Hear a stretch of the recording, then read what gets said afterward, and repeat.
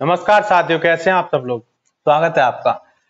तो आज हम बात करेंगे केवीएस की जो कट ऑफ रुकी है इतनी हाई, उसमें आगे क्या करना चाहिए। बहुत से लोगों के सवाल थे, कमेंट आ रहे थे कि सर आप ही रेट डाल दीजिए। देखिए, मैं रेट डाल देता। मैं जैसे प्रतीक सेवाल एक हैं, सचिन सर हैं, बड़े बड़े लोग हैं, उन्होंने भी आपकी केवीएस की तैयारी कराई है। वो तो अब कुछ नहीं कर रहे, अपना काम करके चले गए। अगर मैं भी उनकी तरह होता, कुछ करने के लिए समर्थ होता मैं, तो अब तक तो आपकी रिट पड़ गई होती। इसमें कहने की आपको जरूरत ही ना पड़ती, क्योंकि मुझे भी दिख रहा है, मेरे पास भी ऐसे स्टूडेंट हैं जिनके नंबर कम आए हैं, जिनके नंबर आंसर की में 131 थे और अब उनके नंबर 125 कर दिए गए हैं, किसी के 122 कर दिए गए हैं। तो वो स्टूडेंट भी हैं। तो मैंने उनसे कहा कि आप 2-3 लोग मिलकर, जो दिल्ली के निकट हैं, दिल्ली से 100 किलोमीटर के अंदर हैं, वो कोई भी 2-3 लोग मिलकर रिट डाल दीजिए। रिट डालने का मैं आपको प्रोसेस बताता हूं थोड़ा। देखिए, अगर आपको हाई कोर्ट में रिट डालनी है तो हाई कोर्ट में हर जिले से, हर सिटी से एक लॉयर होता है, एक वकील।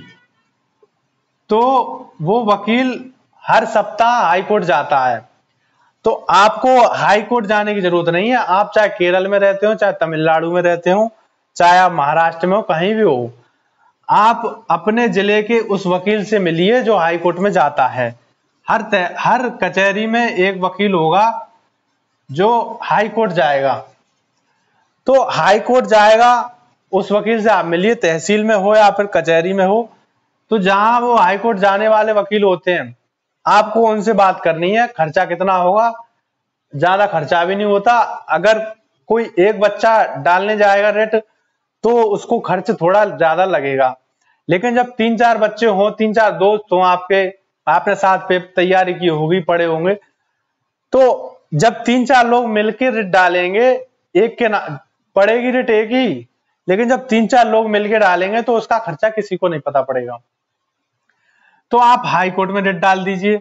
हाई कोर्ट में आपको न्याय मिल जाए तो बढ़िया है, हाई कोर्ट में ना मिले तो सुप्रीम कोर्ट में डालिए। तो जहां अगर किसी का वकील सुप्रीम कोर्ट में जा रहा हो तो सुप्रीम कोर्ट में भी रिट डाल सकते हैं वो। तो ये तो हो गया रिट डालने का। हर सिटी से सुप्रीम कोर्ट में भी जा सकते हैं। अब रिट डालने में क्या है, आप जनहित याचिका भी जारी कर सकते हैं इसके लिए कि कोई ऐसा फैसला जिससे पूरे इंडिया के बच्चों पर या एक सामुदायिक रूप से अन्याय हुआ हो, तो उसमें जनहित याचिका डाली जा सकती है। आप एक सादा कागज पे एप्लीकेशन लिखकर सीधे सुप्रीम कोर्ट के पते पर भेज सकते हैं। माननीय मुख्य न्यायाधीश, सुप्रीम कोर्ट दिल्ली, नई दिल्ली। तो आपकी जो भी शिकायत हो जनहित याचिका में, वैसी एप्लीकेशन आप लिख सकते हैं। उसका कोई चार्ज नहीं है, वो सरकारी वकील आपकी तरफ से लड़ेंगे। तो इस तरह के प्रोसेस है। आप कचहरी जाइए, थोड़ी भाग दौड़ कीजिए। लड़ाई में थोड़ा तो लड़ना ही पड़ता है, क्योंकि अगर आपकी सुनवाई हो गई, 3-4 लोग मिलकर डालेंगे, उसमें खर्चा तो ज्यादा आएगा नहीं। लेकिन अगर आपकी सुनवाई होगी तो आप जैसे कम से कम जितने भी बच्चे हैं, 5-6 हजार बच्चे, उनकी जॉब लग जाएगी आराम से।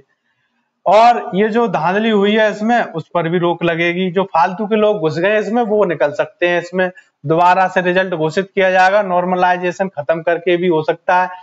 और बीएड वालों के साथ मेरिट लगाइए या नहीं, ये भी क्लियर करेंगे वो जब फैसला आएगा उसमें, क्योंकि आपको कोई नहीं बताएगा। लेकिन जब आप केस कर देंगे, रेट डाल देंगे, तो जज को हर कोई बताएगा। केवीएस खुद आएगा वहां पे, केवीएस की तरफ से जो वकील होगा वो खुद बताएगा कि बीएड को शामिल करके मेरिट बनाई गई है, या फिर बीएड का रिजल्ट तो दिया गया है लेकिन मेरिट में बीएड वालों को शामिल नहीं किया गया है।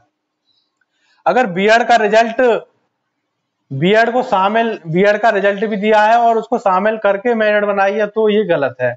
जहां तक है, बीएड का रिजल्ट दिया गया है लेकिन उसके साथ में मेरिट नहीं बनाई है। लेकिन ये मेरिट जो हाई हुई है, वो 1.5 गुना बुलाने की वजह से हुई है। इसमें 3 गुने तो बुलाने ही थे। और नॉर्मलाइजेशन के नाम पे धांधली हुई है, ये किसी से छुपा नहीं है। तो वो साफ करने के लिए, क्लियर निष्पक्ष भर्ती करने के लिए रेट डालनी पड़ेगी। तो इसीलिए जो भी बच्चे 3-4 लोग हैं जान पहचान के, वो मिलकर रेट डालें। अपने जिले की तहसील में जाएं, वहां से एक वकील हाईकोर्ट जाता है, उस वकील से बात करें और आराम से रेट पड़ जाएगी। उनको कुछ नहीं करना है, सारा काम वकील समझ जाएगा, वो देख लेगा क्या क्या मामला है, कैसे करना है। तो ये जानकारी आज मुझे देनी थी आपको कि रिट कैसे डाली जाती है। हर जिले से एक वकील जाता है, आपको केवल अपनी तहसील या कचहरी में जाकर पता करना है कि हाईकोर्ट के लिए कौन वकील जाते हैं। उनसे आप बात कीजिए 3-4 लोग मिलकर साथ में, तो खर्चे का भी कुछ ज्यादा नहीं पता पड़ेगा आपको। बस फिर आराम से वकील केस कर देगा, रिट डाल देगा, तारीख जो पड़ेगी उस दिन सुनवाई हो जाएगी। और अगर आपके नंबर गलत काटे होंगे तो आपका सिलेक्शन हो जाएगा, इंटरव्यू के लिए बुला लिए जाओगे आप। तो इस तरह बहुत सी नौकरियां इसमें ऐसी होती हैं कि इस तरह ही लगती हैं। एक टॉपर बच्चा था, उसके एस्टेट में 122 नंबर थे, लेकिन उसके नंबर दे दिए उसने 22। अगर वो रिट ना डालता तो वो तो फेल घोषित हो जाता। तो इस तरह लोगों के नंबर काटे, उसने रिट डाली जबकि टॉपर था। जब रिट डाली, उसकी OMR दिखाई, उसके नंबर दिखाए पूरे, तब उसको सेलेक्ट किया गया। आज वो गवर्नमेंट टीचर है। तो लड़ना तो पड़ेगा। आज के जमाने में ये हो गया है कि भ्रष्टाचार इतना ज्यादा है कि जो सिंपल लोग हैं, जो केवल पेपर दे के आते हैं मेहनत से और बैठ जाते हैं घर पे, उनकी नौकरी एक बेईमान लड़का ले जाता है, बेईमान कैंडिडेट ले जाते हैं पैसे के बल पर। इसीलिए आपके हाथ में केवल कानूनी लड़ाई कलम में हो सकती है कि उस बेईमान को वहां से हटा के और आपकी सीट आपके लिए खाली करनी पड़ेगी।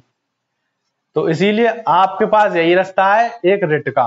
धरना प्रदर्शन करना आपके लिए ठीक नहीं है और ना ही उससे कुछ होगा। गांधी जी भी जानते थे कि जो ताकत है वो कलम में है, इसीलिए उन्होंने एक लंबी लड़ाई लड़ी थी अंग्रेजों के साथ। साथ रहे थे वो, और साथ रहकर ही ब्रिटेन से अपनी आजादी का काम कराया। वहां से आदेश पास कराया कि भारत को आजादी दी जाए, तब आजाद हुआ, वरना लड़ने से आजादी नहीं मिलती। इसीलिए आपको भी रिट डाल के ही आपके सारे काम होंगे।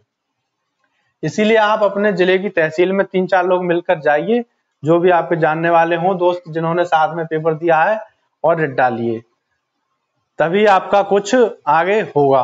वरना हाथ पे हाथ रखे बैठने से कुछ नहीं होगा। अभी आपके पास बहुत टाइम है, आप कल जाइए, परसों जाइए, 10 दिन में जाइए, क्योंकि अभी इंटरव्यू की कोई डेट नहीं आई। और जब तक इंटरव्यू हो रहे हैं तब तक आप कभी भी रिट डाल सकते हैं, कोई देर नहीं है।